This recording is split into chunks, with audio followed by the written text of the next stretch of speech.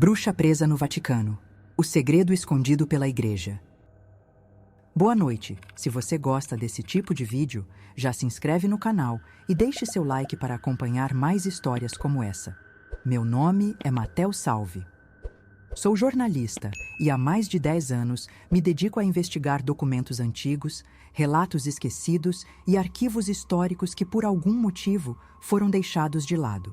Não sou alguém fácil de impressionar, mas o que encontrei em uma pequena loja de antiguidades em Parma, no norte da Itália, mudou para sempre minha forma de enxergar certas instituições. Não se trata de teorias ou especulações. O que você vai ouvir aqui é o conteúdo de um diário antigo, escrito à mão, que aparentemente nunca foi publicado, nem citado em lugar algum. Um diário que, ao que tudo indica, jamais deveria ter sido encontrado. Era 2008 quando visitei Parma pela primeira vez. Eu não estava em busca de nada específico. Apenas explorava a cidade em busca de materiais para uma matéria sobre relíquias religiosas no interior da Itália. Em uma tarde chuvosa, ao dobrar uma rua estreita, avistei uma loja quase imperceptível, com uma placa de madeira escurecida e uma vitrine coberta por pó. O interior era abafado, silencioso, e cada objeto parecia pertencer a um século diferente. Crucifixos corroídos, relógios parados, retratos desbotados, e então, sob um pano marrom puído, encontrei o livro. Encadernado em couro escuro, queimado nas extremidades, com fechos de ferro cruzados e um símbolo arrancado à força da capa. Quando perguntei ao vendedor sobre o livro, ele hesitou. Disse apenas que aquele objeto não estava à venda. Ainda assim, comecei a folheá-lo ali mesmo. Bastaram 2 frases para sentir que aquele diário era diferente. Não era uma ficção, nem um registro banal. Havia algo vivo naquela escrita. A caligrafia antiga, feita com tinta desbotada, parecia carregar uma urgência silenciosa. Perguntei o valor. Ele não respondeu. Apenas olhou para mim por alguns segundos e fez um gesto breve com a cabeça, como se estivesse aliviado por se livrar daquilo. Paguei e saí com o livro embrulhado em um pano de linho. Naquela noite, já no hotel, mal consegui esperar para abrir o diário. Me sentei na poltrona ao lado da cama, liguei o abajur de luz amarelada e comecei a leitura. O autor se identificava como Girolamo Belladonna. Um nome que nunca havia ouvido antes, mas que logo se tornaria familiar. As primeiras páginas eram simples, quase banais. Ele falava sobre seus dias tranquilos em Roma, sobre o cheiro forte do café preparado por um padre idoso e sobre os corredores silenciosos de uma ala antiga da cidade do Vaticano onde ele trabalhava. Aparentemente, Girolamo havia sido selecionado para um trabalho incomum nos subterrâneos do Vaticano. Algo que, segundo ele, não estava listado oficialmente nos registros administrativos. Seu ofício era basicamente cuidar da limpeza e preservação de áreas restritas, corredores antigos, câmaras esquecidas e coleções de objetos religiosos armazenados sob camadas de poeira e tempo. A princípio, ele não viu nisso nada demais. Era um trabalho reservado, mas relativamente tranquilo, ainda que cercado por regras rígidas e absoluto silêncio. Mas algo mudou depois da 4ª página. A tonalidade do diário se transformava gradualmente. Girolamo começou a registrar detalhes desconcertantes. Mencionava portas de ferro pesadas, trancadas com chaves antigas, atrás das quais se ouvia sons abafados, não de máquinas ou estruturas, mas vozes. Vozes que murmuravam, que sussurravam palavras incompreensíveis. Ele descreveu uma sensação estranha, como se aquelas paredes carregassem memórias próprias. O ar ficava mais denso à medida que ele descia, e mesmo os mais experientes evitavam os corredores mais profundos. Certo dia, ao fazer sua ronda habitual, Girolamo reparou em algo que não havia notado antes. Ele passou por uma ala até então fechada e viu que uma das portas de ferro estava entreaberta. Dentro havia celas. Não uma ou 2, mas várias, distribuídas de forma irregular ao longo de um corredor mal iluminado.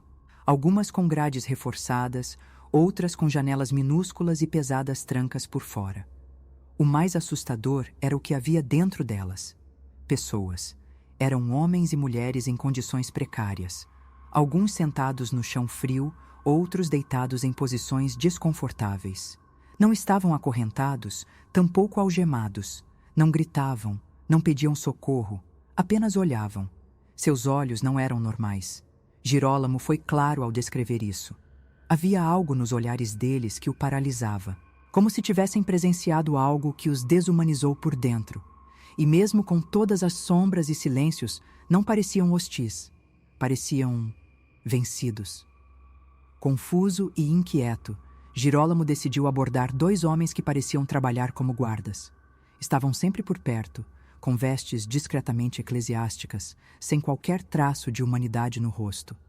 Ele perguntou em voz baixa quem eram aquelas pessoas. A resposta veio seca, sem qualquer emoção. Foram submetidos a sessões de exorcismo. Alguns foram parcialmente libertos. Outros, ninguém sabe. Aquilo caiu como uma pedra em seu estômago. Exorcismos? No século XXI? E por que manter essas pessoas presas ali, no escuro, como espectros? Os dias seguintes foram marcados por um silêncio opressivo. Girolamo tentava seguir com suas funções, mas seu olhar voltava o tempo todo para os corredores subterrâneos. Ele escrevia que sentia algo como um chamado, uma inquietação que o impelia a entender mais sobre o que estava acontecendo ali. Passou a observar melhor a rotina dos guardas, os movimentos dos padres e até mesmo os momentos em que a ala ficava momentaneamente desprotegida. Algo dentro dele se preparava para descobrir mais, mesmo que inconscientemente. A atmosfera nos subterrâneos parecia diferente a cada dia. Em alguns momentos, Girolamo dizia sentir uma presença ao caminhar entre as paredes frias. Uma sensação de que algo o observava, mesmo quando estava sozinho. Em outras ocasiões, ruídos vinham das celas mais afastadas. Não gritos, mas uma espécie de lamento contínuo, quase animalesco. Ainda assim, ninguém falava sobre isso. Nenhum superior se pronunciava. Era como se aquelas pessoas nem existissem oficialmente. Um dos detalhes que mais o intrigava era o fato de que nenhum registro formal mencionava aquelas celas. Ele procurou nos arquivos aos quais tinha acesso, conversou discretamente com colegas, mas tudo o que encontrou foi negação. Você deve estar enganado, diziam. Talvez tenha confundido os setores. Mas ele sabia que não era engano. Sabia exatamente o que tinha visto. E aquilo não era normal. Não era apenas escuridão. Era uma sombra mais densa, como se escondesse algo que não poderia ser revelado à luz. Girolamo também começou a ter sonhos estranhos. Sonhava com corredores infinitos, onde vozes ecoavam em línguas desconhecidas. Sonhava com uma presença feminina, enclausurada, que chorava sem emitir som. Quando acordava, a sensação permanecia. O suor frio, a respiração acelerada e a lembrança vívida de olhos escuros observando através das grades. Tudo isso ele registrava com cuidado no diário, tentando manter a clareza, mesmo quando suas emoções começavam a vacilar. Mesmo nos andares superiores, o clima parecia mudar. Padres antes acessíveis começaram a se isolar. Alguns funcionários mais antigos foram subitamente transferidos. Girolamo percebia que havia uma movimentação discreta, mas constante, em torno da ala subterrânea.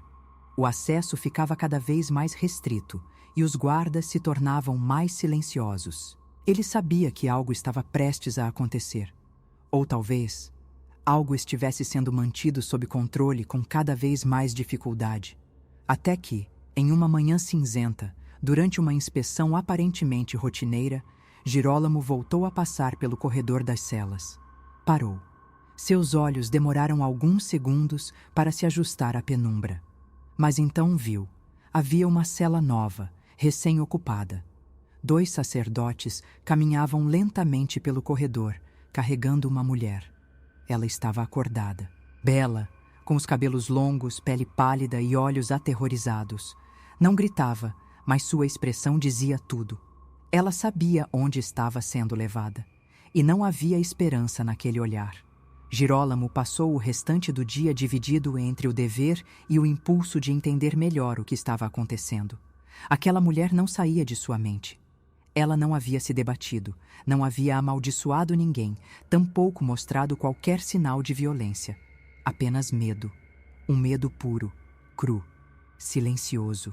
Nos dias seguintes, ele ouviu o som do choro vindo da cela dela. Não eram gritos ou gemidos exagerados.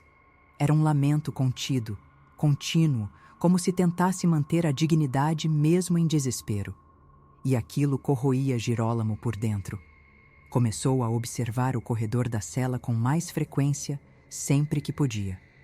Os guardas, curiosamente, já não pareciam tão atentos quanto antes. Na quinta noite desde a chegada da mulher, Girolamo encontrou o corredor completamente vazio. As luzes oscilavam fracamente e o cheiro de umidade parecia mais forte que o normal. Caminhou com passos lentos, quase contidos, até a porta de ferro. O visor era pequeno, mas suficiente para ver o interior. A mulher estava sentada no canto da cela, joelhos encolhidos, os braços ao redor do corpo. Quando sentiu sua presença, levantou lentamente o rosto. Os olhos vermelhos de chorar se fixaram nos dele com uma intensidade desarmante. A voz que saiu de sua boca era fraca, mas clara. Por favor, você precisa me tirar daqui. Eu não sou uma bruxa. Isso foi um engano. Eu nunca fiz mal a ninguém. Girolamo ficou ali, imóvel, ouvindo cada palavra com um peso crescente no peito. Ela falou de forma contida, com pausas longas e olhar direto. Contou que havia sido acusada por um padre local após se recusar a participar de um ritual que ela dizia desconhecer. Disse que trabalhava com ervas, ajudava doentes com infusões e compressas, como sua avó fazia. Jamais praticou magia, jamais tentou invocar qualquer coisa. Mas em uma vila pequena bastava um boato para ser condenada. Os sacerdotes, segundo ela, sequer ouviram sua defesa. Foi levada, julgada em silêncio e confinada nas profundezas do Vaticano sob a alegação de representar uma ameaça espiritual. Girolamo sentiu o mundo girar levemente sob seus pés. Aquilo não fazia sentido, mas ao mesmo tempo fazia. No fundo, ele sabia que essas estruturas antigas carregavam segredos demais para confiar plenamente. Prometeu à mulher que tentaria entender melhor a situação. Disse que falaria com alguém de confiança. Ela apenas assentiu, com um olhar tão grato que Girolamo sentiu vergonha de sua própria impotência. No dia seguinte, subiu até o setor administrativo e procurou pelo único padre com quem já havia trocado palavras honestas. Padre Raffaele. Um homem austero, de presença pesada, mas que havia sido justo nas vezes em que interagiram. Explicou tudo. Falou da cela, da mulher, das conversas. O padre ouviu em silêncio, apoiado em sua mesa antiga, olhos fixos como se tentasse adivinhar cada pensamento de Girolamo antes mesmo de ele falar. Quando o relato terminou, ele apenas se levantou lentamente e perguntou: "Você falou com ela?" Girolamo hesitou, depois assentiu. Sim. O rosto do padre enrijeceu. Ele caminhou lentamente até uma estante, puxou um pequeno livro preto e disse: "Você não devia ter feito isso. Nunca." As palavras saíram com o peso de uma sentença. Mas em vez de repreendê-lo, Raffaele propôs algo diferente. "Venha comigo. Eu vou te mostrar por que ela está aqui." E então, em silêncio, ambos desceram juntos para os níveis mais profundos da estrutura. Girolamo sentia o suor frio escorrer pelas costas enquanto os corredores se tornavam mais apertados e escuros. O ar era quase irrespirável. Quando chegaram à cela, a mulher parecia em transe, os olhos fixos no vazio. Padre Raffaele abriu o pequeno livro preto e começou a recitar palavras em latim antigo. A voz era firme, segura, quase solene. Por um instante, nada aconteceu. Mas então, a mulher gritou. Um som agudo e inumano que fez Girolamo instintivamente recuar. Seus olhos, antes claros, tornaram-se negros como carvão. As veias em seu rosto se tornaram visíveis, pulsantes, como se algo estivesse lutando para escapar de dentro dela. Sua pele rachou em linhas finas e escuras, e sua voz era múltipla. Várias vozes falando ao mesmo tempo, como se entidades diferentes usassem sua boca como canal. A cela tremeu. As luzes piscaram. O corredor, por um momento, pareceu desaparecer. Quando o padre interrompeu a oração, tudo cessou. A mulher caiu de lado, ofegante, com o rosto coberto de suor e lágrimas. Padre Rafael virou-se para Girolamo, com os olhos marejados, mas sem qualquer sinal de surpresa. Agora você entende. Essa mulher já destruiu vidas demais. É por isso que ela está aqui. Girolamo não soube o que responder. Estava em choque. Tudo o que acreditava sobre certo e errado parecia dissolver diante daquela cena.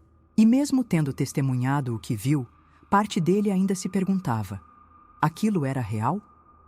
Ou a própria estrutura da culpa, da opressão e do medo havia moldado aquela mulher em algo que ela nunca foi? Nos dias seguintes, Girolamo tentou se afastar da cela, mas sua mente permanecia presa lá. Releu suas anotações, comparou descrições e, aos poucos, começou a notar incoerências no comportamento dela. Em alguns momentos, ela parecia completamente lúcida. Em outros, entrava em estados alterados apenas com a presença de certos padres, como se houvesse algum tipo de indução ou manipulação. Isso o deixou dividido. Não sabia mais se ela era vítima ou ameaça, mas sabia de uma coisa: algo ali estava profundamente errado, independentemente do que ela fosse. Poucas semanas depois, Girolamo pediu para sair do cargo. Alegou problemas de saúde, ansiedade, cansaço físico. Seu pedido foi aceito sem muitas perguntas. Mas antes de ir embora, deixou um último registro no diário. Escreveu que jamais esqueceria o que viu ali, que o mundo jamais estaria pronto para o que era mantido sob os corredores do Vaticano, e que, mesmo com medo, sentia que deveria contar essa história um dia. E assim, aquele diário atravessou o tempo até chegar às minhas mãos. Hoje, após relatar tudo o que li e investigar cada detalhe possível, posso afirmar apenas uma coisa: há segredos enterrados sob a terra sagrada que não foram feitos para ver a luz. E talvez, apenas talvez, a ideia de bem e mal seja mais frágil do que imaginamos. Eu sou Matteo Salvi, e esta foi, sem dúvida, a história mais perturbadora que já encontrei. Até o próximo vídeo.